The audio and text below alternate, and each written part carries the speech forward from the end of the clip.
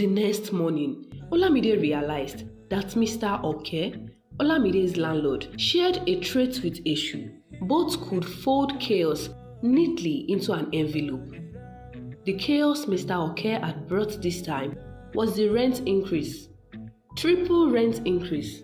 Of all the unpleasant surprises this week, this one hit hardest. Was the rent because Mr. Oke wanted to frustrate him out of the house? Probably. After all, he had always been late with payments. But Olamide couldn't risk testing that theory.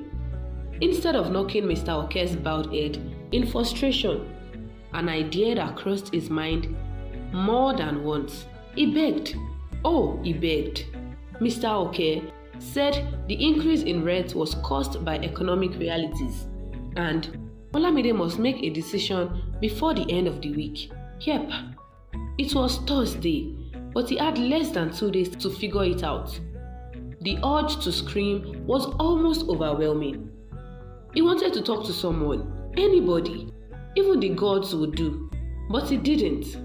He knew his friends were probably dealing with their own messes. And the gods? A big, fat, cosmic no. The silence wasn't comforting. It was a vacuum where even frustration echoed. He didn't miss the gods. No, never. But for a moment, he wondered what they had say if he called. The office buzzed like an overcrowded danfo bus, with colleagues weaving through desks like overworked commuters. It was only 9 a.m., but chaos had already clocked in. Another day, another disaster waiting to happen. That disaster happened soon enough. Kunle's smile at him stopped Olamide the moment he stumbled into the office. Kunle's smile was like a neon sign for trouble.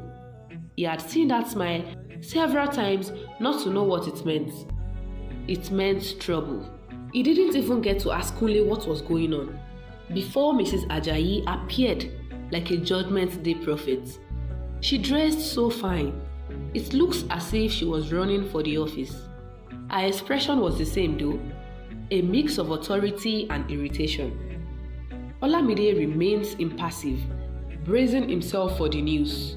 Miss Obi will be staying in the company for a while, and she wanted Ola to be her PA. He would be compensated with an extra half of his monthly pay while he worked the role. Olamide agreed before his brain could protest. What he would have loved to do was to shout till his voice turned hoarse.